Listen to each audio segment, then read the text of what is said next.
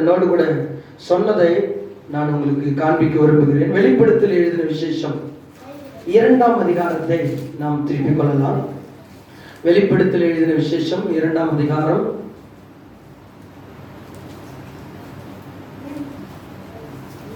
மேல போட்டு வச்சிருக்குது.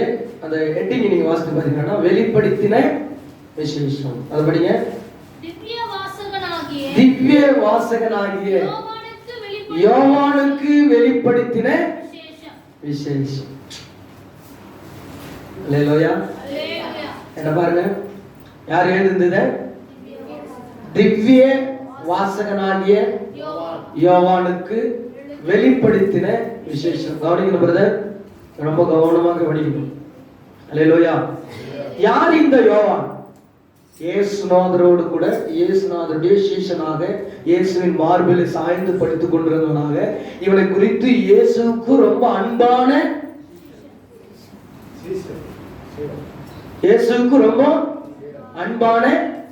சீஷன்.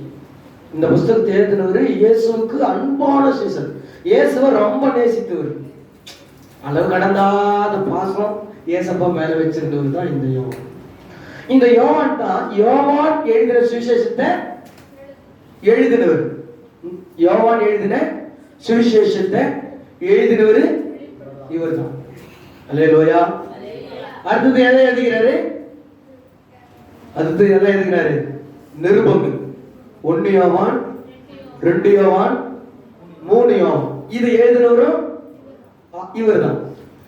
இப்ப இந்த வெளிப்படுத்தின விசேஷத்தை எழுதினவரும் இவர் தான். இந்த 3 சப்ஜெக்டையும் எழுதினவர் இந்த அப்போஸ்தலனாகிய யோவான்.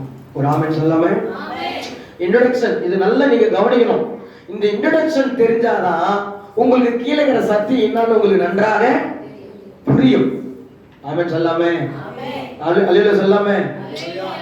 ஹாஸ்பிட்டலுக்கு போறீங்க, உட்காந்து உடனே உட்காந்துட்டியாமா, சரி ரைட், இந்த மருந்து சாப்பிடு அப்படின்னு சொன்னா நீங்க என்ன நினைப்பீங்க? இது மேம் டாக்டரா இல்ல வேற பைத்தியக்காரனா? நீங்க போய் உக்காந்தீங்க, உங்களை பார்த்த உடனே டக்கு டக்கு டக்குன்னு எழுதி சீட்டு குத்துட்டு நீ போய் வாங்கி சாப்பிடுன்னா எந்த ஊருமா, என்னம்மா பண்ணுது, எங்கம்மா வலிக்குது, எப்படி இருக்குது உடம்பு, என்னென்ன பண்ணுது, எவ்வளவு நல்லா இருக்குது, என்னென்ன உனக்கு சிம்டம்ஸ் இருக்குது, ஏன் இப்படி இருக்கிற, என்ன உனக்கு ஆலோசனை கொடுக்கணும், எதை நீ சாப்பிடணும், எல்லாத்தையும் தெளிவா கேட்டு பிறகுதான் பேப்பர்ல கை வைப்பாரு. அதான் நல்ல டாக்டர். நல்ல சொல்லாம. அதே மாதிரிதான் இந்த புஸ்தகம் யார் எழுதுந்து, எப்படி எழுதுந்து, எங்க எழுதுந்து, எதனால எழுதுந்து, எந்த இடத்துல வச்சு எழுதுந்து, எப்படிப்பட்ட சூழ்நிலை எழுதுன்னு சொல்லி உங்களுக்கு மேலோட்டமான ஒரு கண்ணோட்டம் இருந்தாதான் உள்ளுக்கிறதான காரியம் உங்களுக்கு விளங்கும். இல்லைன்னா நம்மளும் விளங்க மாட்டோம், சொல்றதும் என்ன செய்யாது விளங்க. ஒரு ஆமென் சொல்லாமே. அப்ப இந்த யோவான் 3 புஸ்தகத்தை எழுதினாரு. 1 யோவான் எழுதின சுவிசேஷம், 2வது அப்போஸ்தலனாகிய யோவான், 3வது பேர் மாற்று. அல்லேலூயா. ஃபர்ஸ்ட் சாதாரண யோவான், 2வது அப்போஸ்தலனாகிய யோவான், 3வது திவ்ய வாசம். அதாவது தேவனோடு திவ்யம் அப்படின்னா திவ்யம் அப்படின்னா தேவனோடு அர்த்தம். தேவனோடு வாசம் பண்ணுகிறோம்னு அர்த்தம். அப்போ சாதாரணமான இருந்த யோவான் அப்போஸ்தலனாகிய யோவானா மாறி அப்போஸ்தலனாகிய யோவான் திவ்ய வாசகனாகிய யோவானா மாறினார். இது 3 புத்தகத்தை நீங்க படிச்சீங்கன்னா டிஃபரண்டா வித்தியாசமாக இருக்கும். ஆமென். அல்லேலூயா. சரி, சாதாரண யோவான், அப்போஸ்தலனாகிய யோவான், இப்போ திவ்ய வாசகனாகிய யோவான் எழுதின இந்த வெளிப்படுத்தின நிருபம் இல்லை, இது விசேஷம். நீங்க எதை கத்துக்கிட்டு வந்துக்கிறீங்க? இப்போ ஒரு விசேஷத்துக்கு வந்துக்கிறீங்க. எங்க வந்துக்கிறீங்க? எங்க போய் வந்துக்கிறீங்க? ஞாயிற்றுக்கிழமைன்றது ஒரு விசேஷ நாள். அந்த நாள்ல பல்லு கூட வளர்க்காத வந்துடக்கூடாது. கல்யாணத்துக்கு விசேஷத்துக்கு போறீங்களா எப்படி போவீங்க? விசேஷத்துக்கு போறீங்களா எப்படி போவீங்க? எல்லாம் சூப்பரா போவீங்க. அல்லேலூயா. இப்போ ஆண்டவருடைய ஆலயம் என்பது ஒரு விசேஷம், விசேஷித்த நாள், ஒரு விசேஷித்த நேரம். தேவனை ஆராதிக்கிற நேரம், தேவனை தொழுது கொள்ளுற நேரம், ஒரு விசேஷித்த நேரம். இந்த விசேஷத்தை தானே நம்ம வாசிக்க போகிறோம், விசேஷத்தை தானே படிக்க போகிறோம். ஆமென். அல்லேலூயா. 12 சீஷர்கள்ல இவர் ஒருவர். இவர் வாழ்ந்த காலத்துல நடந்த காரியத்தை நான் உங்களுக்கு சொல்லுகிறேன். இவருடைய சீஷர்கள், இவரோடு கூட இருந்த சீஷர்கள் எப்படி கஷ்டத்தை அனுபவித்தார்கள் என்று நான் உங்களுக்கு சொல்லுகிறேன். அப்படின்னா அந்த நாட்களிலே ராஜாவாக இருந்தது யாருன்னு கேட்டா தீத்துராயன். என்ன ராயன்? தீத்துராயன்.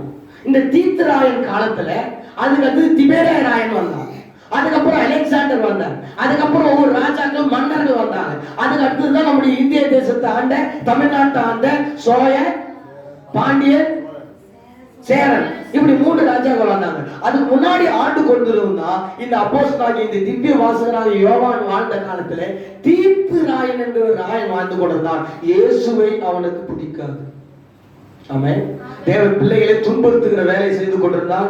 ரொம்ப கொடுமையான காரியங்களை செய்தான். ஆமென். அல்லேலூயா. ஒவ்வொரு சீஷர்களும் எப்படி மரித்தார்கள் சொன்னா இந்த அப்போஸ்தலனாகிய இந்த திவ்ய வாசகனாகிய வாழ்ந்த காலத்துல கடபாரை நட்டுரும். எப்படி எப்படி கடபாரியை நட்டுவாங்க. கடபாரியை நட்டுட்டு அது மேல பட்டாசு போட்டு உட்கார வச்சுருவாங்க. இதுதான் சீஷர்கள் அனுபவித்த உபத்திரம். ரெண்டாவது, 2 பக்கம் கொம்பு கட்டிட்டு, வில்லு கட்டிட்டு, 2 பக்கம் காலை விரிச்சு கட்டிட்டு, வாழை என்ன செய்வாங்க, நடுப்பகுதியில அறுத்து தனியா எடுத்துருவாங்க. இயேசுவே அறிவிச்சதுனால, இயேசுவே சொன்னதுனால இந்த மாதிரி கூடி வந்தவங்களுக்கு வந்த தண்டனை. அப்புறம் கம்பத்துல கட்டி வச்சுட்டு நைட்ல ஒரு கிரவுண்ட், அந்த மாதிரி ஒரு கிரவுண்ட், கிரிக்கெட் விளையாடுற கிரவுண்ட்ல தீ வச்சு என்ன செஞ்சிருவாங்க. அல்லேலூயா, அல்லேலூயா, அல்லேலூயா. இன்னும் பல விதமா இருக்குது. சிங்க கெபியில விட்டுருவாங்க, சிங்கத்தினுடைய கூட்டத்துல தள்ளிடுவாங்க. சோத்திரம். அதுக்கப்புறம் கழுத்தளவு மணல்ல பொதுக்கி வச்சுட்டு குதிரைகளை ஓட விடுவாங்க. அந்த குதிரை ஒரே தட்டு காலில் அந்த தலையை தட்டுச்சனா தலை 2ஆ புட்டுக்குன்னு ஓடும். இப்பேற்பட்ட உபத்திரவத்திலிருந்து வந்தவர் தான் இந்த திவ்ய வாசகனாகிய யோவான். இவருக்கு என்ன பிரச்சனை அப்படி நீங்க பாத்தீங்கன்னாக்கா, இவருக்கு என்ன பிரச்சனைன்னா, உங்களுக்கு ஏற்கனவே சொல்லிக்கிறேன், இவர் இயேசுநாதர் அறிவிச்சாரு அப்படின்னு சொல்லி அந்த ராஜா என்ன செஞ்சாருன்னா எண்ணெய் சட்டியில போட்டார். இவருக்கு வித்தியாசமான தண்டனை. என்ன தண்டனை? எண்ணெய் சட்டை, பெரிய கடாய், இந்த சர்ச்சாவில் பெரிய கடாய், அதுக்கு அடியில் எண்ணெய் கொச்சின்னு இருக்குது. தூக்கி என்ன செய்தாரு? போட்டாங்க. என்ன பண்ணாரு அவரு? என்ன பண்ணாரு? பரிசுத்தவான், தேவ மனுஷன், இயேசுவை நேசித்தவர், அதுல நீச்சல் குளத்துல அடிக்கிற மாதிரி நீச்சல் அடிக்கிறார். அல்லேலூயா சொல்லாம அந்த எண்ணெய் சட்டியில இருந்து அவர் தூக்கி எடுத்து, இவன் எண்ணெய் சட்டிலேயே போட்டு சாவல, இவனை கைத்து கட்டினா கூட கை தேத்து ஒட்ட வச்சுப்பான் அப்படின்னு சொல்லி நாடு கடத்தப்பட்டார். என்ன கடத்தப்பட்டார்? நாடு. கண்ணை 2 கட்டிட்டு பல மைல் தூரம் அவரை நாடு கடத்தி பத்மு என்கிற ஒரு தீவில் எடுத்து என்ன செஞ்சாங்க? என்ன செஞ்சாங்க? அங்க என்ன தெரியுமா? அனகொண்டா. அந்த இடத்துல சிங்கம், புலி இருக்கிற இடம், அந்த இடத்துல மிருகங்கள் வாழ்கிற இடம், ஆளையே கொல்லுகிற ஒரு இடம், பசி பட்டினி உள்ள ஒரு இடம், தண்ணி இல்லாத ஒரு இடம். அப்பேற்பட்ட இடத்துல வனாந்தரத்துல கொண்டு போய் விட்டுட்டாங்க இந்த திவ்ய வாசகனாகிய யோவான். அந்த இடத்துல எழுதின புஸ்தகம் தான் இந்த வெளிப்படுத்தின விசேஷம். கையை தட்டலாமே, அவன் சொல்லாம. நம்ம இந்த இடத்துல சொகுசா பேனு கடையில் உட்காந்து ஜாலியா வாசிக்கிறோம். ஆனா இந்த புஸ்தகத்தை எப்படி எழுதுனா தெரியுங்களா? பசியிலையும், பட்டினியிலையும், மழையிலையும், வெயிலையும், குளிர்லையும், இடியிலையும், மின்னல்லையும், புயல்லையும், காற்றிலையும் ஒரு குகைக்குள்ளாக ஒளிந்து கல்வெட்டில எழுதி, கல்லில் எழுதி, கல்லில் எழுதி, அதை ஒரு சந்துல பொந்துல பொதுக்கி வச்சு அவர் என்ன செஞ்சாரு? அதை பாதுகாத்து வச்சாரு.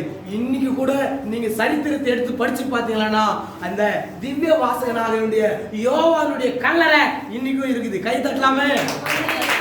அல்லேலூயா, அல்லேலூயா. இந்த திவ்ய வாசகனாகிய இந்த யோவான் எழுதின இந்த விசேஷித்த வெளிப்படுத்தல் விசேஷத்துல முதல் காரியத்திலே ஆண்டவர் சொல்றது என்னன்னா, ஆசியா கண்டத்தில் இருக்கிறதான 7 திருச்சபைகளுக்கு எழுத வேண்டியது. எதை எழுதினாரு மொத்தத்தில்? ஃபர்ஸ்ட் எடுத்தோன்னே ஆசியா கண்டத்தில் இருக்கிற 7 சபை. அல்லேலூயா. எத்தனை திருச்சபை? 7 திருச்சபைக்கு எழுது. என்னென்ன திருச்சபை? எபேசு, சிமிர்னா, பெர்கமு, தியத்ரா, சர்தை, பிலதெல்பியா, லவோதியா. அல்லேலூயா. இந்த சபையெல்லாம் எங்க இருக்குது? ஆசியா கண்டத்துல, அது சுற்று வட்டாரத்துல இருக்கு. நம்ம எங்க இருக்கிறோம்? நம்ம எந்த கண்டத்துல இருக்கிறோம்? அதே கண்டத்துல தான் நம்ம இருக்கிறோம். ராமே சொல்லாமே, அல்லேலூயா சொல்லாமே. கவனிக்கணுங்க பிரியமான தேவனுடைய பிள்ளைகளே, இந்த ஆசியா கண்டத்துல இருக்கிற 7 திருச்சபைக்கு எழுதுகிற ஒரு விசேஷித்த ஒரு சப்ஜெக்ட் தான் 1ஆம் அதிகாரம், 2ஆம் அதிகாரம், 3ஆம் அதிகாரம். அதுக்கப்புறம் நீங்க படிச்சு பாத்தீங்கன்னா அக்கினி, கடல், கந்தகம், அழிவு, இந்த பூமி எதிர்ச்சி, எப்படி இந்த பூமி அழி போகுது, 2ஆம் வானம், முதல் வானம், எப்படி பாதாளம், எப்படி நரகம், எப்படி ஆண்டவர் வர போறாரு, எப்படி பரிசுத்தவான்களை கூட்டி சேர்க்க போறாரு, நியாய தீர்ப்பு எப்படி இருக்க போது, புதிய வானம் புதிய பூமி வரப்போகுது, புதிய எருசலேம் வரப்போகுது, ஃபுல் டீட்டெயில் இனிமேல் நடக்க போற சம்பவம் இந்த வெளிப்படுத்தும் விசேஷத்துல இருக்குது. இது ஒரு தீர்க்க தரிசன புஸ்தகம். என்ன புஸ்தகம்? தீர்க்க தரிசன புஸ்தகம். என்ன புஸ்தகம்? இனிமே அந்த 1ஆவது வசனத்தை மட்டும் வாசிங்க. 1ஆவது வசனம். சீக்கிரத்தில் சம்பவிக்க வேண்டியவைகளை தம்முடைய ஊழியக்காரனுக்கு யாருக்கு காமிக்கிறாரா? ஊழியக்காரனுக்கு தான் அதை காமிப்பார். ஊழியக்காரனுக்கு காண்பிக்க பொருட்டு தேவன் இயேசு கிறிஸ்துவுக்கு ஒப்புவித்ததும் இவர் தம்முடைய தூதனை அனுப்பி தம்முடைய ஊழியக்காரனாகிய யோவானுக்கு வெளிப்படுத்தினதுமான விசேஷம். கொஞ்சம் முன்னாடி வந்து கொஞ்சம் கிட்ட வந்து. அல்லேலூயா. கவனிக்கணும். இந்த வெளிப்படுத்தும் விசேஷம் ஊழியக்காரர் காண்பிச்சு தேவ மனிதனாகிய ஸ்தோத்திரம் யோவானுக்கு ஆண்டவர் என்ன செய்யறாரு? வெளிப்படுத்துறாரு. ஆமென். இதுல 7 திருச்சபையில இந்த முதல் திருச்சபை மட்டும் நம்ம இன்னைக்கு பார்த்துட்டு நம்ம முடிப்போம். அதுக்கு பிறகு 6 திருச்சபைகளை நம்ம என்ன செய்யலாம்? பார்க்கலாம். ஒரு ஆமென் சொல்லாம. இந்த 6 திருச்சபைக்கு 7 திருச்சபைக்கு ஆண்டவர் என்னத்தை காண்பிக்கிறாரு, அது குறித்து இந்த ஒரு திருச்சபையில மட்டும் ஆண்டவர் எதை வெளிப்படுத்துகிறாரு அப்படின்னு நான் சொல்லி நான் முடிக்க விரும்புகிறேன். 2ஆம் அதிகாரம் 1ஆவது வசனத்தை வாசிக்கலாம். 2ஆம் அதிகாரம் 1ஆவது வசனத்தை வாசிக்கலாம்.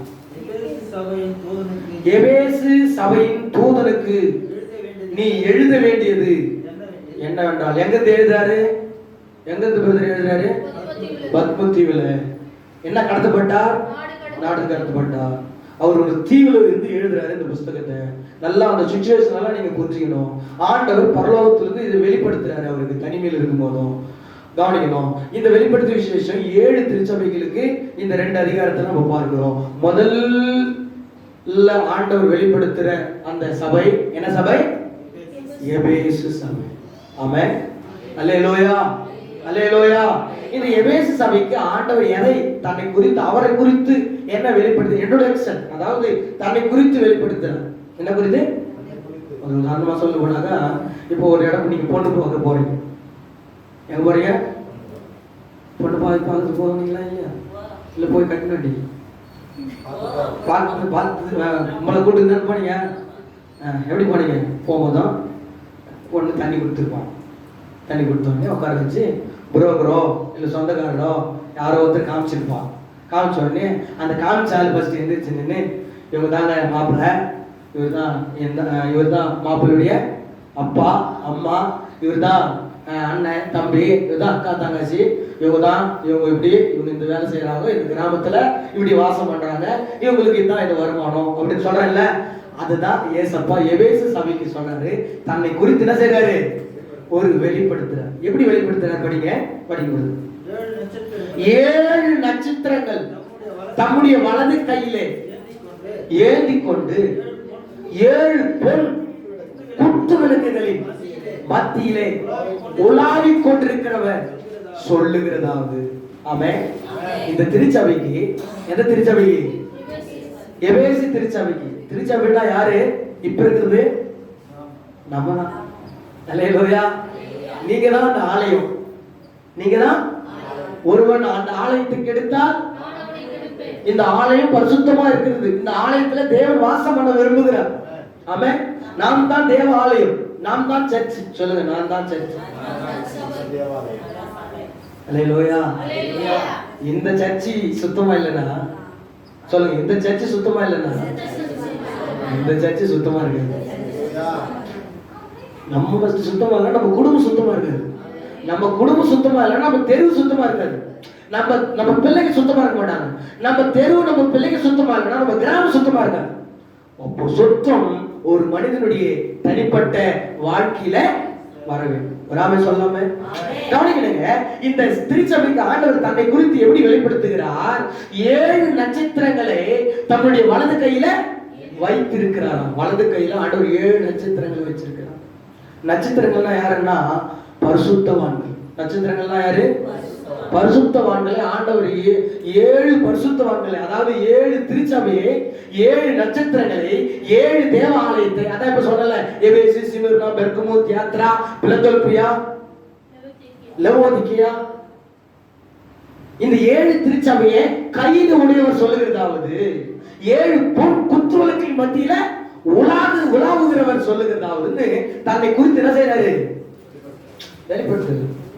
நான் எம்டி வச்சுக்கிறேன், நான் பிடி வச்சுக்கிறேன், நான் இந்த காலேஜ் வச்சுக்கிறேன், இந்த பயோடேட்டா இருக்குது, இந்த வேலை செய்கிறேன், இந்த கம்பெனியில் நான் ஸ்டாஃபாக இருக்கிறேன், இந்த இந்த வேலையை நான் இந்த டிரைவர் வேலை செய்யறேன்னு பொண்ணு வீட்டில் போய் ஒரு மாப்பிள்ளை வெளிப்படுத்துறாருல, அந்த மாதிரி ஆண்டவர் திருச்சபைக்கு தன்னை குறித்து என்ன செய்யறாரு? வெளிப்படுத்துறாரு. எந்த திருச்சபைக்கு? எபேசு.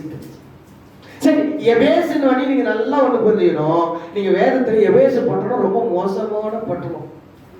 பலவிதமான விக்கிரங்களை ஆராதிக்கிற ஒரு பட்டணம், பலவிதமான விபச்சார வேசித்தனம் நிறைந்த ஒரு பட்டணம், பலவிதமான போராட்டங்கள், அக்கிரமங்கள், அநியாயங்கள் நடந்து கொண்டிருக்கிற ஒரு பட்டணம் தான் இந்த எபேசு பட்டணம். இந்த எபேசு பட்டணத்துல தான் இந்த திருச்சபை இருக்கிறது. ஆமென். அதனால எபேசுன்றது ஒரு சர்ச் பேரு கிடையாது. என்ன பேரு அது? ஒரு ஊர் பேரு.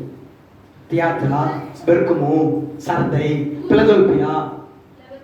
சிஸ்டர் என்ன கவனி, அப்புறம் சுத்தம் என்ன கவனி. ஆமென். இது 4 வாட்டி சொல்லிட்டேன், இப்பவே 4 வாட்டி சொல்லிட்டேன். 5வது வாட்டி உங்களுக்கு கேட்கும் போது 7 சர்ச்சி கண்ண முடியுன்னு என்ன செய்யணும்? சொல்லணும். அல்லேலூயா. கவனிக்கணும். அப்போ இந்த திருச்சபைகள் எல்லாம் நான் கையில வச்சிருக்கிறேன், இந்த நட்சத்திரங்களை, இந்த திருச்சபை ஊழியர்கள் எல்லாம் என் கையில் இருக்குதுன்னு ஆண்டவர் சொன்னாரு. அப்போ ஊழியர்கள் யாருன்னா அவருடைய கையில் இருக்கிற ஸ்டார் நட்சத்திரங்கள். ஆமென். அல்லேலூயா. நட்சத்திரத்தை பத்தி உங்களுக்கு இன்னொரு பிரச்சனை சொல்றேன். என்னென்ன நட்சத்திரம் பைபிள் இருக்குதுன்னு சொல்லி. நட்சத்திரங்கள் பல விதமா இருக்குது. ஆனா ஆண்டவருடைய கையில் இருக்கிற நட்சத்திரமா நம்ம என்ன செய்யணும்? மாறணும். ஆமென். மங்கி எறிகிற நட்சத்திரம், ஓடுற நட்சத்திரம், சுத்திரம், கரைஞ்சு போகிற நட்சத்திரம், மறைஞ்சு போகிற நட்சத்திரம், காட்டி கொடுக்கிற நட்சத்திரம், இயேசு பிறந்த போது ஜொலித்த அந்த விடுதலை நட்சத்திரம், இப்படி பைபிள்ல நிறைய நட்சத்திரங்கள் இருக்குது. ஆனா நம்ம யாருன்னா அவருடைய கையில் இருக்கிற ஆமென் சொல்லாமே. ஆண்டவர் தன்னை குறித்து சொல்றாரு பாருங்க. இந்த எபேசு சபைக்கு நான் 7 நட்சத்திரங்களை தம்முடைய வலது கையிலே ஏந்தினவரும் 7 பொன் குத்துவிளக்கு மத்தியில உலாவுறாரு. நம்ம குடும்பத்துல ஆண்டவர் உலாவணும். ஆமென். என்ன உலாவணும்? ஆண்டவர் உலாவணும், ஆண்டவர் நடக்கணும், ஆண்டவர் வாசம் பண்ணணும், ஆண்டவர் நிக்கணும். ஒரு ஆமென் சொல்லாம. இன்னைக்கு நிறைய குடும்பத்துல ஆண்டவரே இல்லை. உன் துட்டு நீ சாப்பிடலாமா, என் துட்டு நான் சாப்பிடலாமா, உனக்கு தெரியாது நான் ஹோட்டல்ல சாப்பிட்டு வந்துடலாமா, எனக்கு தெரியாது நீ ஹோட்டல்ல சாப்பிட்டு வந்துடலாமா, உனக்கு தெரியாது எங்க அம்மா விட்டு கூத்துடலாமா, எனக்கு தெரியாது எங்க அம்மா விட்டு கூத்துடலாமா, கணவர் மறைச்சிடலாமா, மனைவி மறைச்சிடலாமா, அவன் சம்பாதிச்சு மட்டும் அவன் சாப்பிட்டு உட்காந்துக்கலாமா, ஏன் சம்பாதிச்சு மட்டும் நீ சாப்பிட்டு, இப்படியே ஒரு ஒரு வித்தியாசமான குடும்பங்களை நம்ம பார்த்து கொண்டிருக்கிறோம். ஆமென். அல்லேலூயா. அல்லேலூயா. குடும்பத்துல அந்த அந்த குத்துவிளக்கு தான் நம்ம, குத்துவிளக்கு தான். அல்லேலூயா. யாரு நம்ம? குத்துவிளக்கு. ஆமென். குத்துவிளக்கு பத்தி உங்களுக்கு 2-3 வாரத்துக்கு முன்னாடி உங்களுக்கு பேசியிருக்கேன். அல்லேலூயா. குத்துவிளக்கு எங்க இருக்குது? அது தண்டு. குத்துவிளக்கு எங்க இருக்குது? ஆசாரிப்பு கூடாரத்துல, பரிசுத்த ஸ்தலத்துல அது இருக்குது அப்படின்னு நம்ம ஆமென் சொல்லாம. அப்போ அதுக்கு மத்தியில தான் ஆண்டவர் செய்றாரா? உலாவுறார். தன்னை குறித்து சொல்லிட்டு இப்ப அடுத்த கட்டத்துக்கு நம்ம போவோம். உன் கிரியைகளையும் உன் பிரயாசத்தையும் உன் பொறுமையும் நீ பொல்லாதவர்களுடைய அப்போஸ்தலர் அல்லாதவர்கள் தங்களை அப்போஸ்தலர் என்று சொல்லிக் கொள்ளுகிற சோதித்து அவர்களை பொய்யர் என்று கண்டறிகிறதையும் படி.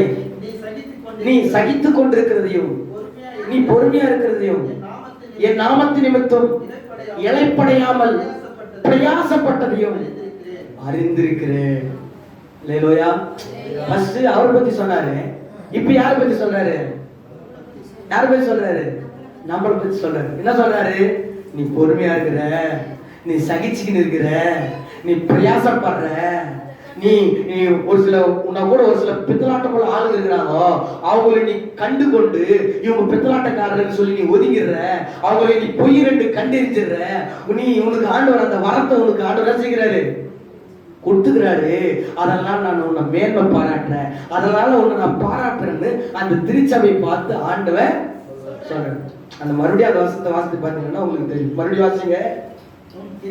ஆண்டு சொல்றாரு, உன் கிரியைகளையும் உன் பிரயாசம் பொறுமை பொல்லாதவர்களே அல்லாதவர்களே அப்போஸ்தலர் என்று சொல்கிறது சோதித்து அவர்களை பொய்யர் என்று கண்டறிந்ததையும் நீ சகிக்க கொண்டிருக்கிறதையும் பொறுமையா இருக்கிறதையும் என் நாமத்தின் நிமித்தம் இளைப்படையாமல் பிரயாசப்பட்டதையும். அல்லேலூயா. நீ கரெக்டா கண்டுபிடிச்சிட்டமா, நீ கண்டுபிடிச்சிட்டீங்க. நீங்க இவர் பொய், இவர் டூப்ளிகேட், இவர் உதவாதவரு, இவர் நடிக்கிறாரு, இந்த அம்மா நடிக்கிறாங்க, இந்த அம்மா இப்படி இருக்கிறாங்க, இந்த அம்மா அப்படி பண்றாங்க அப்படின்னு சொல்லி கரெக்டா கண்டுபிடிக்கிறீங்க. ஆண்டவர் அந்த வரத்தை ஆண்டவர் உங்களுக்கு என்ன செஞ்சுக்கிறாரு? அந்த அந்த சபையை பார்த்து ஆண்டவர் தெளிவா சொல்றாரு, நீ பொய்யர் என்று அவர்களை நீ நோட் பண்ணிட்டுக்கிற, நீ கண்டுபிடிச்சிட்டுக்கிற, அவங்களை சோதித்து தெரிஞ்சுட்டுக்கிற. நீ அவன் உன் பிரயாசம், அது பிரயாசப்பட்டிருக்கிற, நீ சகித்த, அவங்க பட்ட அவங்க உனக்கு கொடுத்த டார்ச்சர்கள் எல்லாம் நீ என்ன செஞ்ச? சகிச்ச. உன் பக்கத்திலே இருப்பாங்க, உன் கூடவே இருப்பாங்க, உன் எதிர் வீட்டுல இருப்பாங்க, நீ சகிச்ச. அதெல்லாம் நான் என்ன செஞ்சிருக்கிறேன்? என்ன செஞ்சிருக்கிறேன்? என்ன செஞ்சிருக்கிறேன்? சொல்லுங்களேன். அவர் அறிந்திருக்கிறாரு. அவர் அறியாத தெய்வமே கிடையாது. ஆமென். அவருக்கு எல்லா சகலமும் அவருக்கு தெரியும். நம்ம படுகிற பிரயாசம், நம்ம ஆலயத்துக்கு என்ன பிரயாசப்படுறோம், சர்ச்சுக்கு என்ன பிரயாசப்படுறோம். ஆமென். அல்லேலூயா, அல்லேலூயா. பிரியமான தேவனுடைய பிள்ளைகளே, ஆண்டவருடைய ஆலயத்தை கட்டத்துக்கு எவ்வளவு பிரயாசப்படுறோம், நம்ம குடும்பத்தை காப்பாற்றுறதுக்கு எவ்வளவு பிரயாசப்படுறோம், நம்முடைய பிள்ளைகளை வளர்க்கறதுக்கு எவ்வளவு பிரயாசப்படுறோம், நம்ம சொல்ற பரிசுத்தமா வாழணும்னு எவ்வளவு பிரயாசப்படுறோம். பொய்யானவர்களை கண்டறிந்து அவர்களை இவர்கள் பொய்யில் என்று கண்டறிந்து அவர்களை சரிப்படுத்தவும் அவர்களை விட்டு விலகவும் நம்ம எவ்வளவு பிரயாசப்படுறோம், எவ்வளவு சகிப்பு தன்மை இருக்குது. ஆமென். இது இல்லாம ஆசீர்வாதம் வரவே இந்த ஆலயத்தை குறித்து எவ்வளவு ஆண்டவர் மேன்மை பாராட்டுறாரு. இவ்வளவெல்லாம் நீ படுற, அதையே நான் பார்த்துருந்தா இருக்கிறேன் அப்படின்னு ஆண்டவர் இந்த திருச்சபை பார்த்து உங்களை பார்த்து சொல்றாரு. நீ எவ்வளவு சகிச்சிருக்கிறீங்க, உங்க வாழ்க்கையில் எவ்வளவு பாடுகளை சகிச்சிருக்கிறீங்க, அதில் ஆண்டவர் சந்தோஷப்படுறாரு. ஆமென். எவ்வளவு பிரயாசப்பட்டிருக்கிறீங்க, அதில் ஆண்டவர் சந்தோஷப்படுறாரு. நீங்க எவ்வளவு பொறுமையா இருந்திருக்கிறீங்க, அதில் ஆண்டவர் சந்தோஷப்படுறாரு. ஆமென் சொல்லாமே, அல்லேலூயா சொல்லாமே. ஒரு சபையை பார்த்து ஆண்டவர் தன்னை வெளிப்படுத்திட்டு சொல்றாரு, நீ இப்படியெல்லாம் இருந்தத நான் பார்த்தேன், அறிந்திருக்கிறேன், நான் தெரிஞ்சு வச்சுக்கிறேன் அப்படின்னு சொல்லிட்டு சொல்றாரு. அடுத்த வசனம், ஆனாலும் கவனிக்கணும். என்னது பிரதர் சிஸ்டர், இந்த வேதத்துல எங்கெல்லாம் ஆனாலும் இன்னொரு வார்த்தை வருதோ அப்போ உடனே நீங்க தூக்கி இருந்தா கூட முயற்சிக்கணும். அல்லேலூயா. நீங்க தூங்கி கொண்டு இருந்தாலும் விழித்துக்கணும். ஏன்னா ஏதோ ஒண்ணு சொல்ல போறாரு. சிவா அவர் வராருப்பா, ஜாம் பண்றாருப்பா, பைபிள் படிக்கிறாருப்பா, வேலைக்கு போறாருப்பா, மனைவி பாக்குறாருப்பா, பிள்ளைகளை பாக்குறாருப்பா, பண்றாருப்பா, எல்லாம் சொல்லிடுவாங்க. ஆனாலும் அங்கிருந்து வரும்போதும் ஏதோ ஒரு குறை வரப்பாடு, ஏதோ ஒரு சம்திங், ஏதோ ஒரு பிரச்சனை, ஆனாலும் எல்லாம் கரெக்டா தான் இருக்கிறாங்க. ஆனாலும் இன்னும் வரும்போதும் நம்ம கொஞ்சம் என்ன செய்யணும்? அடுத்த ஆனாலும் வேதத்துல எங்கெல்லாம் ஆனாலும் வருதோ அப்பெல்லாம் நம்ம ரொம்ப துல்லியமா கவனமா படிக்கணும். ஒரு ஆமென் சொல்லாம அந்த ஆண்டவர் எனக்கு நேற்று தினத்துல கூட கத்து கொடுத்தாரு. ஆனாலும் படிங்க,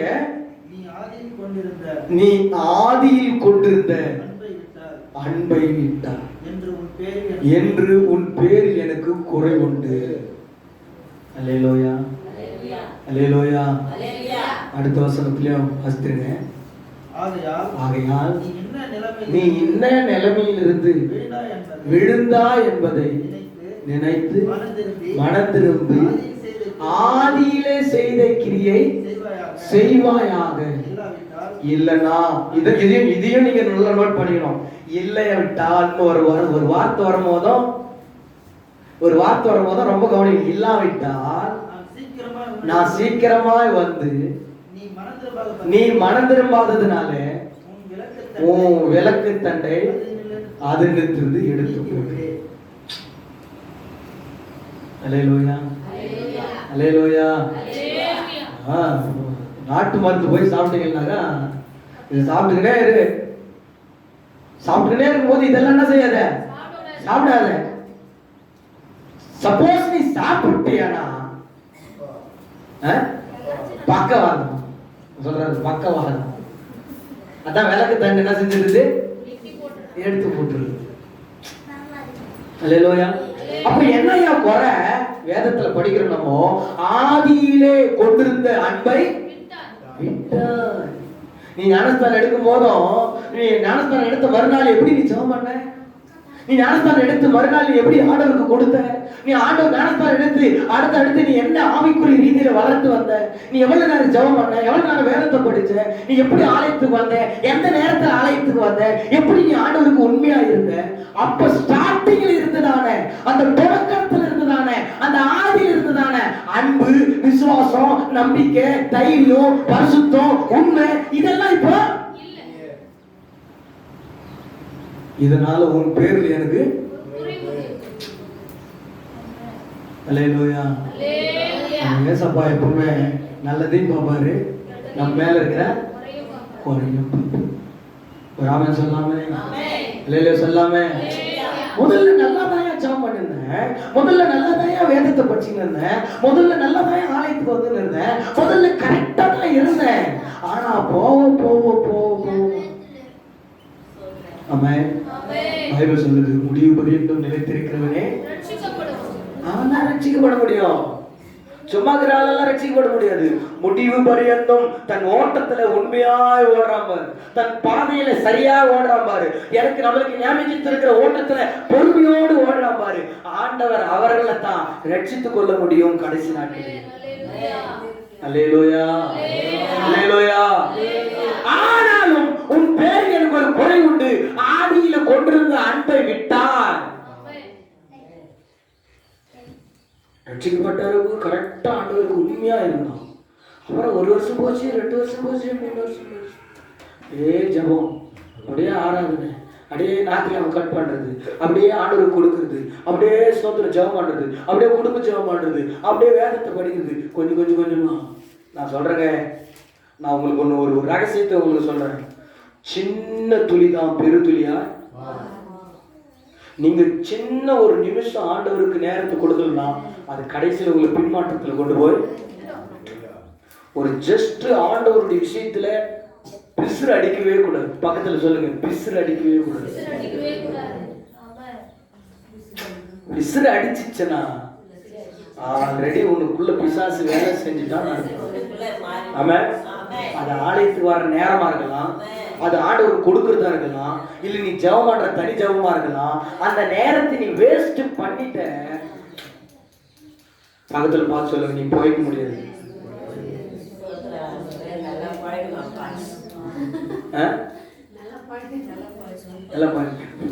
அல்லேலூயா. 4 வாரம் வராது போடுவேன், கரெக்டா திருவத்துக்கெல்லாம் வந்து கையேந்துவேன், போய்ச்சிடுவீங்க. அதை சொல்லு. அல்லேலூயா, அல்லேலூயா. ஆமா, தப்பு செஞ்சாலும் ஆண்டவர் ஆசீர்வதிச்சாரு. அது எந்த ஆண்டவர், அது எந்த இயேசுநாதர்னு எனக்கு தெரியல. அந்த இயேசுநாதர் கட்டணான காரி மூஞ்சில துப்பிடுவேன். ஆமா, 4 வாரம் வரக்கூடாது, 5வது வாரம் திருவிருந்து எடுத்து சொல்றேன். இயேசுநாதர் யாரு? ஆமென். அல்லேலூயா. பவுல் சொல்றாரு, அந்த இயேசுநாதர் கொண்டு வந்தீங்கன்னா தீ வச்சு கவனிக்கணுங்க. ஆமென். அல்லேலூயா. அந்த எந்த இயேசுநாதர் இருந்தாலும் அவன் பிசாசு போடலாம் அப்படின்னு பவுல் சொல்றாரு. கவனிக்கணுங்க பிரியமான பிள்ளைகளே. இதை ஏன் சொல்றேன்னா, எபேசு திருச்சபைக்கு ஆண்டவர் சொல்றதுதான் இன்னைக்கு இந்த ரெடியோல திருச்சபைக்கு ஆண்டவர் சொல்றாரு, ஆதியில் கொண்டிருந்த அன்பை விட்டார் என்று உன் பேரில் எனக்கு குறை உண்டு. அடுத்த வருஷம் பாருங்கள, அடுத்த வருஷம் குறை உண்டு. அதனால் இப்பதான் ஆண்டவர் உனக்கு ஒரு தருணத்தை, வாய்ப்பை கொடுக்கிறார். பிரதர், வாய்ப்பை கொடுக்கிறாருங்க. ஆதலால் நீ என்ன நிலைமையில இருந்து விழுந்தா என்பதை நினைத்து போதும். நீ என்ன நிலைமையிலிருந்து விழுந்தா என்பதை நினைத்து நினைத்து அதை நினைக்கணும். நினைக்கணும். திருட்டுமா? ஓ திருட்டுமா, அப்பதான் நம்ம விழுந்துட்டு இருக்கிறோம். அதில் நம்ம மனந்திருக்கணும். ஒரு ஆமென் சொல்லாம, ஓ பொய் சொல்லிட்டுமா, அங்கதான் நம்ம விழுந்துட்டோம், அதுல இருந்து மனந்திருக்கணும். ஒருத்தர் பொருளை பாருங்க, போன வாரத்துல ரீசார்ஜ் பண்றதுக்காக ரீசார்ஜ் பண்றதுக்கு செட்டா பாக்ஸ் ரீசார்ஜ் போனாக்கா அது ரொம்ப ரேட் ஆகி போச்சு. சரி புது செட்டா பாக்ஸே குத்துருப்படுது அப்படின்னு புது செட்டா பாக்ஸ் குத்தாங்க. மழை தூரல் போட்டுக்கின்னு இருக்குது. நான் விருதுநகர் போக வேண்டிய அவசியம், டைம் ஆகி போச்சு. அங்கேயே மணி 6:30 ஆகி போச்சு. நான் 8 மணிக்கு பஸ் பிடிக்கணும். அவசரமா சீக்கிரம் லோட் பண்ணு பிரதர், லோட் பண்ணுங்கன்னு சொல்லி நாட்டுக்குனே இருக்கிறேன் சத்தியம் காம்ப்ளெக்ஸில். அப்போ பிரதர் என்ன செஞ்சாரு, டக்குன்னு லோட் ஆகிடுச்சு, ஃபர்ஸ்ட் எடுத்து போய் போட்டேன்னா படம் வாங்கணும் அப்படின்னாரு. நான் உடனே அவசரத்துலாம் செஞ்சேன், எடுத்து வண்டியில் வச்சுக்க நேராக வந்துட்டேன். 950 ரூபா கொடுக்கணும், கொடுக்கவே இல்லை. அவரும் போகணும். வீட்டுக்கு வந்தோன்னா துட்டு கொடுக்காத மணி பரிசில் நம்ம துட்டு அப்படியே வச்சுருக்கிறோமே, துட்டே கொடுக்கலையே. சரி அவர் ஃபோன் பண்ணட்டும் பார்த்துக்கலாம். அவரு ஃபோன் பண்ணட்டும் பார்த்துக்கணும். விருதுநகர் என்ன செஞ்சேன், போயிட்டேன். படம் வந்துச்சு, ஓடிட்டு இருக்குது. அப்போ கூட அவர் கேட்கவே இல்லைங்க. என் மனசுல அங்கேயே ஜனம் பண்ணுகிறேன். ஆண்டவரே இந்த பணத்தை எடுத்து என்ன செஞ்சிருந்தோம் கொடுத்தேன். ஒரு வந்த உடனே எடுத்து போயிட்டு கையில் கொடுத்தேன். என்ன பணம்னு கேட்டார். என்னது மறந்துட்டுக்கிறாரு. என்ன பணம்னு கேட்டார். விருது நீங்கள் செட்டா பாக்ஸ் கொடுத்தீங்களே, நீங்கள் நான் துட்டே கொடுக்கல விருது. என்ன விருது ஐயா, ஃபாஸ்ட்டு தான் நீங்கள் ரொம்ப நாள் கொடுக்க மாட்டீங்க. அவர் பார்த்துட்டுக்கிறாரு. அதை பற்றி அவர் பேசல. ஏன்னா ஃபாஸ்ட் தான் நீங்கள் கொடுத்துருவீங்க. ஏன்னா நம்ம அதுல எல்லாம் உண்மையா இருக்கும்போது தான் நம்ம மனம் திரும்புறோம்னு இருக்கும். ஒரு ஆமென் சொல்லாமே, அல்லேலூயா சொல்லாமே. பாருங்க ஸ்தோத்திரம். ஒரு கண்டக்டர் வந்து நின்றுக்கிறாரு, ரோட்டோரமா போய் வந்து நிற்கிறாரு. அப்போ ஒரு ஊழியக்காரரு அந்த பஸ்ல ஏறிட்டோம். பஸ்ல ஏறிட்டோம் உடனே ஸ்தோத்திரம் டிக்கெட் எடுத்துக்கிறாரு. டிக்கெட் எடுத்த உடனே 5 ரூபாய் டிக்கெட். எவ்வளோ? 5 ரூபாய் டிக்கெட்டு. இவர் என்ன செஞ்சுக்கிறாரு, 10 ரூபாய் கொடுத்துக்கிறாரு. 10 ரூபாய் கொடுத்துக்கிறாரு. 5 ரூபாய் டிக்கெட் எடுத்து மறுபடியும் 10 ரூபாயே என்ன செஞ்சுக்கிறாரு, டிக்கெட்டையும் 10 ரூபாயும் கண்ட்ராக்டர் என்ன செஞ்சுக்கிறாரு, யார்கிட்ட, அந்த ஊழியக்காரர்கிட்ட கொடுத்துட்டு உடனே என்னடா இது 10 ரூபாய் வாங்கிக்கிறோம், 5 ரூபாய் போனால் 5 ரூபாய் தானே தரணும், 10 ரூபாய் கொடுத்துருக்குறாரு. என்ன பண்ணுறது இல்லை. இறங்குற நேரத்தில் கடகடன்னு கண்ட்ராக்டர்கிட்ட வந்து, ஐயா நீங்கள் 5 ரூபாய் கொடுக்கறதுக்கு பதில் 10 ரூபாய் கொடுத்துட்டுக்கிறீங்க, இந்த அவங்க 5 ரூபாய் எனக்கு டிக்கெட்டு கொண்ட துட்டு மட்டும் போதும் டக்குன்னு செஞ்சுக்கிறாரு, இறங்கிட்டுக்கிறாரு. அதே மறுநாள் அதே பஸ்ஸில் அந்த ஊழியக்காரர் வந்து ஏறும் போதும் சொன்னாராம் அந்த கண்ட்ராக்டருக்கு, நான் இப்படி போகும்போதும் வரும்போதெல்லாம் இந்த சர்ச்சில் தான் நீ பிரசங்கம் பண்ணிட்டு இருந்த, நீ பிரசங்கம் பண்ற பாஸ்டர் எனக்கு நல்லா தெரியும், நீ கரெக்டா இருக்கிறியா இல்லையான்னு தான். அல்லேலூயா. நம்மள நிறைய பேர் நோட் பண்ணிக்கினே இருப்போம். சர்ச்சுக்கு போறவங்க இவங்க பேசுறது எப்படி இருக்கு பார்க்கலாம், இவங்க பார்க்கறது எப்படி இருக்கு பார்க்கலாம், இவங்க நடக்கிறது எப்படி இருக்கு பார்க்கலாம், இவங்க சிந்திக்கிறது எப்படி இருக்கு பார்க்கலான்னு ஒவ்வொரு நேரமும் கண்ணில் விளக்கான விட்டுக்கின்னு கவனமா ஒரு ஆமென் சொல்லாமே.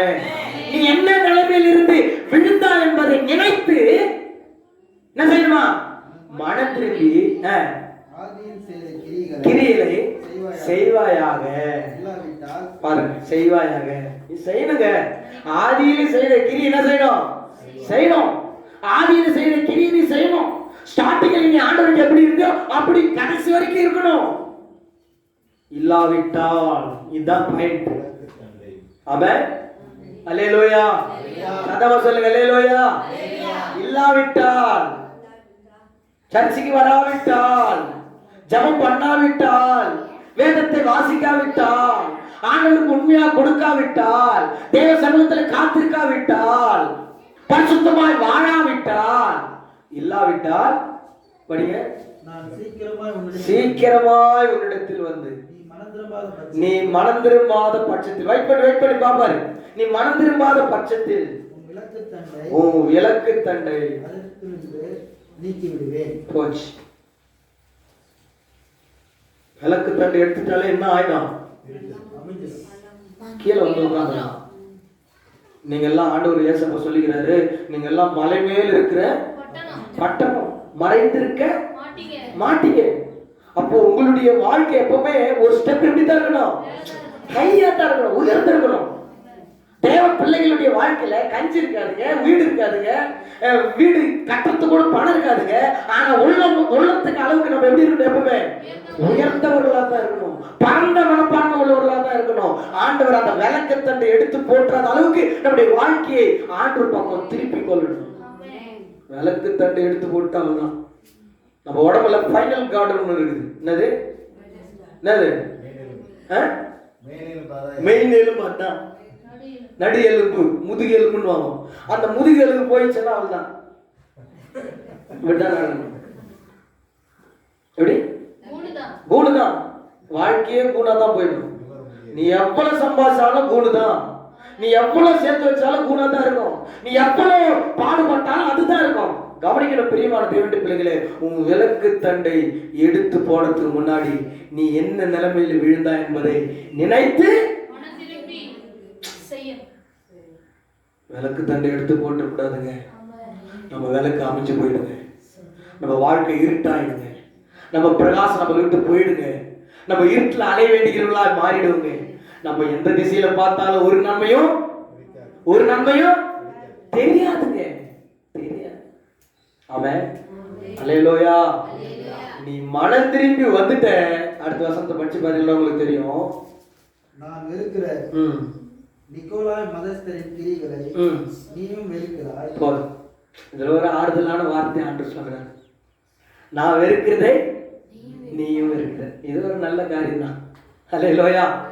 உனக்கு ஒரு நல்ல காரியம் உனக்குள்ள ஆண்டவர் செய்கிறாரு, வச்சுக்கிறாரு. உன் உள்ளத்துல ஒரு நல்ல பாயிண்ட வச்சுக்கிறாரு. உன் உள்ளத்துல ஒரு நல்ல அபிப்பிராயத்தை வச்சுக்கிறாரு. உன்னை குறித்து ஆண்டவர் ஒரு என்கரேஜான, பரவாயில்ல என் மகன் இதில் தட்டிக்க முடியாது, எதெல்லாம் இந்த விஷயத்துல தட்டிக்க முடியாது, இந்த காரியத்துல தட்டிக்க முடியாது, இந்த இந்த வேலையில தட்டிக்க முடியாது. ஆண்டவர் சொல்றாரு, நான் வெறுக்கிறதையும் நீயும் வெறுக்கிற. எவ்வளவு ஒரு ஒற்றுமை! இந்த ஒற்றுமை இருக்கணுமா இருக்கக்கூடாதா? இருக்கணுமா இருக்கக்கூடாதா? ஒற்றுமை. ஆண்டவர் வெறுக்கிற ஒரு நிக்கோலா, அவங்கன்னா ரொம்ப மோசமானவங்க. அவங்க யாருன்னு கேட்டீங்கன்னா பிழையாமுடைய சந்ததியார், பிழையாமுடைய மைண்ட் உள்ளவங்க தான் இந்த நிக்கோலா. ஆமா, இவங்க வெறுக்கிறது நீ என்ன செய்யற? 14வது வசனத்தை வாசித்து பாரு. 14வது வசனம். ஆகிலும் சில காரியங்களை குறித்து உன் பேரில் எனக்கு குறை உண்டு. விக்கிரகங்களுக்கு படைத்தவைகளை புசிப்பதற்கும் தேசிதனம் பண்ணுவதற்கும் ஏதுவான இடரலை இஸ்ரவேல் புத்திரர் முன்பாக போடும்படி பாலாக் என்பவனுக்கு போதனை செய்த பிலேயாமுடைய போதகத்தை கைக்கொள்ளுகிறவர்களும் உன்னிடத்தில் உண்டு. அப்படியே நிக்கோலாய் மதஸ்தருடைய போதகத்தை கைக்கொள்ளுகிறவர்களும் உன்னிடத்தில் உண்டு. அதை நான் வெறுக்கிறேன். அல்லேலூயா. அந்த போதகம் தான் இந்த போதகம். இந்த பிலேயாமுடைய போதகம் தான் இந்த நிக்கோலா என்கிற ஒரு மதத்தினுடைய போதகத்தை இந்த எபேசில் இருக்கிற சர்ச் என்ன செய்தான்? கைக்கொள்றாங்க, வெறுக்குதுமா. இந்த இது என்ன செய்யறாங்களா? வெறுக்கிறாங்க. ஆண்டவர் அதை என்ன செய்யறாரு? வெறுக்கிறாரு, சந்தோஷப்படுறாரு. புரியுதா? புரியலையா? நான் வெறுக்கிற அந்த உபதேசத்தை நீயும் வெறுக்கிற. நான் அதுல பாராட்டுறவங்க. அல்லேலூயா. ஆண்டவர் அந்த எபேசு பாட்டு சொல்றார். அடுத்த வசனத்தை வாசித்து பாருங்க. ஆகையால் ஆவியானவர் சபைகளுக்கு சொல்லுகிறதை காது உள்ளவன் கேட்க கடவான். ஜெயம் கொள்ளுகிறவன் எவனோ அவனுக்கு பரதேசியில் இருக்கிற மத்தியில் இருக்கிற ஜீவ விருட்சத்தின் கனியை புசிக்க கொடுப்பேன். அல்லேலூயா, அல்லேலூயா. நீங்க இந்த நிக்கோலா மதஸ்தால நீங்க ஜெயிச்சிட்டீங்கன்னா, ஆதியில விட்ட அந்த அன்பை மறுபடியும் நீங்க தொடர்ந்தீங்கன்னா, ஆதியில விட்ட அந்த ஜபத்தை நீங்க தொடர்ந்தீங்கன்னா, ஆதியில விட்ட அந்த ஐக்கியத்தை நீங்க தொடர்ந்தீங்கன்னா, ஆதியில விட்ட அந்த பயபக்தியை நீங்க தொடர்ந்தீங்கன்னாக்கா, ஆதியில இருந்த அந்த தேவனுக்கு பயந்து வாழ்கிற அந்த சுபாவம் மறுபடியும் உங்க வாழ்க்கை அது வந்துதானாக்கா, ஆண்டவர் உங்களை ஜெயிக்க வைப்பாரு. நீங்க ஜெயிச்சிடுவீங்க. ஜெயங்கொள்ளுவனுக்கு ஆண்டவர் என்ன ஆசீர்வாதத்தை கொடுக்கிறாரா? பரதேசியின் மத்தியில் இருக்கிற ஆதாமுக்கு கொடுக்கணும்னு சொல்லி வாக்கு கொடுத்தாரு பாரு. இத புசிக்கு வேண்டாம்னு சொல்லி வாக்கு கொடுத்தாரு பாரு. அந்த பழத்தை நம்மளுக்கு என்ன செய்வாரா? அது எங்க இருக்குதா? எங்க இருக்குதா? பரதேசி, பாரடைஸ். பரதேசி எங்க இருக்குது? இந்த பூமியில தான் இருக்குது. பரதேசி எங்க இருக்குது? இந்த பூமியில. அதான் யாருக்கும் தெரியாது. இந்த பூமியிலேயே ஒரு இடத்துல ஏதேன் தோட்டத்தை ஆண்டு வச்சுக்கிறார். ஏதேன் தோட்டம் தான் பரதேசி. யாரெல்லாம் இயேசுநாதருடைய ரத்தத்தால கழுவப்பட்டு அவருடைய மரணத்துக்குள்ளாக போய் அவருக்குள்ளாக மரிக்கிறாங்களோ அவங்க எல்லாம் ஆண்டவர் எங்க போய் சேர்க்கிறாரு? ஏதேன் தோட்டம். என்ன தோட்டம்? அதுதான் பரதேசி. அங்கதான் என்ன கனி இருக்குது? ஜீவ விருட்சத்தின் கனி அங்கதான் வச்சுக்கிறாரு ஆண்டவர். எங்க வச்சுக்கிறாரு? என்ன டவுட்டா பாக்குறீங்க? ஏதேன் தோட்டத்தால இருக்குது. அதுதான் பரதேசி. காலையில சொல்லாம நம்ம நினைச்சுக்கிறோம் மேலே எங்க இருக்குது. மேல இருக்கிறதெல்லாம் பரலோகம் தான். பரதேசி இந்த பூமியிலே இருக்குதுங்க. அதுதாங்க ஏதேன் தோட்டம். அந்த ஏதேன் தோட்டத்துக்குள்ளாக நீயும் நானும் போனோம்னு சொன்னா ஜெயம் கொள்ளுகிறவர்களாய் மாறும். ஆமென், அல்லேலூயா. இந்த பூமியில தான் ஆதாம் ஏவாளை படைச்சாரு. அந்த தோட்டத்தை தான் அவங்களை வெளியே துரத்துட்டாரு. அந்த கனியை தான் அவங்க புசித்து அவங்க பாவம் செஞ்சாங்க. அதே கனியை ஆண்டவர் நம்மளுக்கு கொடுக்க போறாரு. அந்த கொடுக்கணும்னு சொன்னா ஆமென், அல்லேலூயா. அவன் என்ன நிலைமையிலிருந்து விழுந்தா என்பதை நினைத்து என்ன செய்யணும்? என்ன செய்யணும்? மனம் திரும்பிட்டா போதுங்க. என்ன திரும்பணும்? ரட்சிப்பு வேற. எங்க கேள்விப்பட்டேன் இந்த சத்தியத்தை. ரொம்ப சூப்பரான சத்தியம். ரட்சிப்பு வேற, மனம் திரும்புதல். சொல்லுங்க. ரட்சிப்பு வேற. ரட்சிப்பு பட்டீங்களான்னா நீங்க பாவத்திலிருந்து சாபத்திலிருந்து ஏசப்பா உங்களுக்கு என்ன செஞ்சாரு? விடுதலை ஆகிட்டார். அதான் ரட்சிப்பு. மனம் திரும்புதல் என்பது தினந்தோறும் மனம் திரும்பி கொள்ளுகிறது தான் மனம் திரும்புதல். பாவத்தில் அனுதினம் மனம் திரும்பும். அல்லேலூயா. ரட்சிப்பு என்பது கடந்த காலம். மனம் திரும்புதல் என்பது நடந்து கொண்டிருக்கிறது. ஒரு ஆமென் சொல்லாமே, அல்லேலூயா சொல்லாமே. உங்களுக்கு புரிந்திருக்கும் என்று நினைக்கிறேன். எபேசு திருச்சபையில் ஆண்டவர் கொடுத்த வெளிப்பாடை நீங்கள் கவனிக்கணும். ஆமென். எல்லார் கண்களை மூடி ஸ்தோத்திரம். இந்த வசனத்துக்கு ஒப்பு கொடுக்கலாம். அந்த வார்த்தை ரொம்ப முக்கியம். நீ என்ன நிலைமையில் விழுந்தான் என்பதை நினைத்து மனம் திரும்பு. இல்லாவிட்டால் விளக்கத்தண்டை. நான் சீக்கிரமாய் வந்து விளக்கத்தண்டை அதிலிருந்து எடுத்துக் கொடு. Price God. ஹalleluya. சொல்றாண்டவரே, இயேசு ராஜா வருவார். இன்னும் கொஞ்சம் காலம்தான் மோட்சலோகம் சேர்த்திடுவார். இயேசு ராஜா வருவார். இன்னும் கொஞ்சம் காலம்தான் மோட்சலோகம் சேர்த்திடுவார்.